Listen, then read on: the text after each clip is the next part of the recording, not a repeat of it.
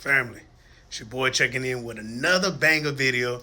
You're going to watch this one to the end. And remember, I'm always trying to get you to think. That's all I'm trying to do. But don't forget, typing in from B Logistics, best ever logistics. Don't forget that. Don't forget. Now, what we're going to talk about today is how can you make money if you're leaving money on the table? It's a quote that used to say, so many people are trying to save pennies and losing dollars. Let me explain. See the beautiful map? Check it out. Let's say you live where I live, which is in Houston, Texas, which is here. Okay? H-Town. And you think to yourself, my truck is old because I own it. It's got a lot of miles on it. So I want to be real gentle and I don't want to go too far from home just in case I break down. Okay, let's play this game. This is like Tulsa, Oklahoma, right about 500 miles from Houston, Texas. So you can kind of see the distance here and about how many 500 miles is. You see that? Okay. Okay. Then you slide over here, same thing, right? You can pass over a couple states. Maybe we go this far, another 500 miles. Okay. You see that logic? Houston, I go up here, go over here, just kind of see, from here over there, just because you want to kind of keep it close unless you break down. Because if you a high shot of box truck, you don't want to go over here. That's a no-no. You don't want to do that. Now, 500 miles sounds like a lot if you're not used to driving, right?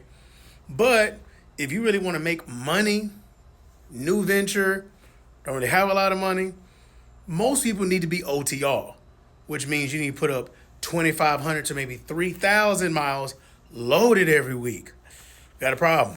Now, that seems reasonable, but the problem is if you have a hot shot or box truck, these states are terrible for rates right now. So we got freight traffics. You don't know what freight traffics is? Drop a comment below, and I can share the link with you.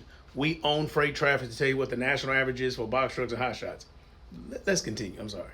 So with that logic, staying close, don't want to do too much, and you only can go to these few states, your rates are going to be trash. You're not going to make a lot of money. Why?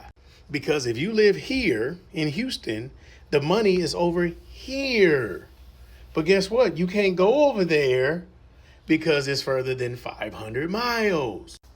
But if you had a rental that brand newish or brand new, and if it broke down, if somebody else's expense, now what you can do is actually go to the places that you need to go to.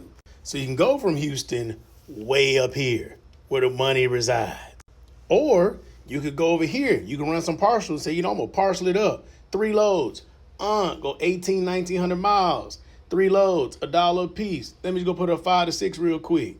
Or my team drivers. Let me go from California. I'm going to slide all the way from coast to coast. Let me go put up 3,000 miles real quick. Start on a Monday, drop off Thursday or Friday. You see how now you starting to hit the miles? Because you ain't worried about, my truck may break down. Let me keep it close. But you or they who are so worried about keeping it close, you will never really experience the money because guess what?